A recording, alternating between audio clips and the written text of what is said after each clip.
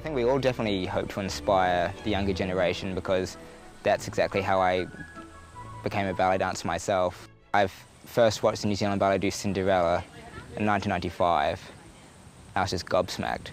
If you're, you know, a young boy in Thai happy maybe, who has never seen ballet before, or heard of ballet even, I think it's great that this company is able to bring a ballet of this scale to a town like that. My name's Penny Walsh and I'm part of PAM, which is my friend Melody Craw and myself, who got together several years ago to bring productions to Gisborne that might not otherwise come here.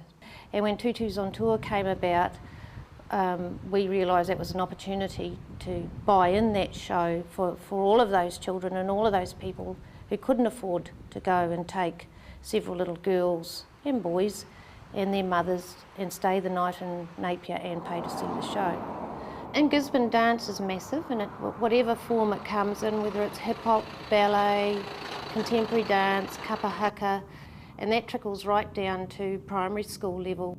Okay, hi, my name's Peck and I'm a teacher at Makoti School.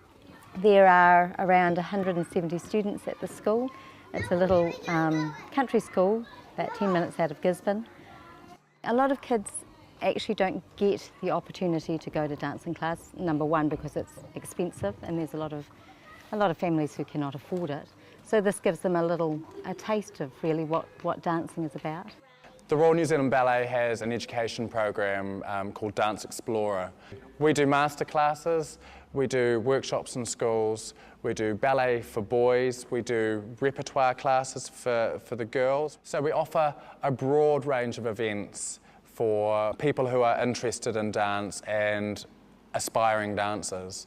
I think we are focusing so much on numeracy and literacy that the art sort of tends to take a bit of a back step, and it's sad because it's just great for kids and everything can be taught through the arts. Numeracy and literacy, it just is all encompassing and brilliant. This is an exercise which is purely about the outreach and giving people experiences, and Lion Foundation are the ones that fund that opportunity for students. So it's a really good reminder for me as to what this whole dancing thing is actually all about, because it gets very serious when you're working in the professional industry, but actually at the end of the day there's passion and there's love and there's joy beneath that, which actually feeds that drive and seriousness. I won't want to say the worst job, but one of the most hardest jobs on this tour would probably be if you're in the production, if you're behind the scenes making the sets, cleaning the costumes, pack it all up and pack it all in, and to do that twice in one day.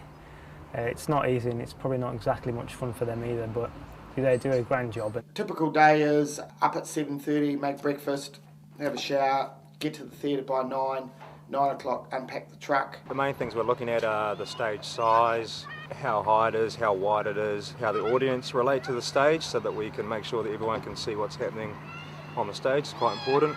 The show doesn't really go on without the production crew. It doesn't go on at all, actually.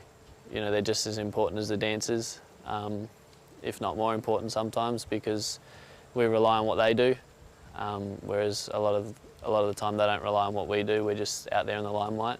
Well, my job is to make sure all of the costumes are maintained. If they need fixing, we'll do that. Fix the masks and hats, wash them, put them in their dressing rooms, make sure that they've got everything they need, really.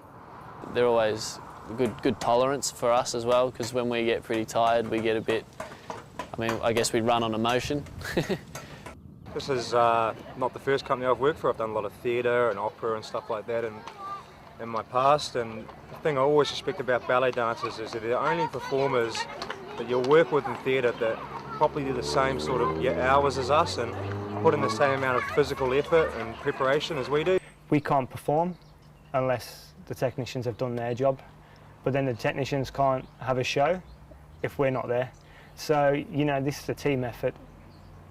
They do the best that they can for us, and we will then put on the best show that we possibly can put on.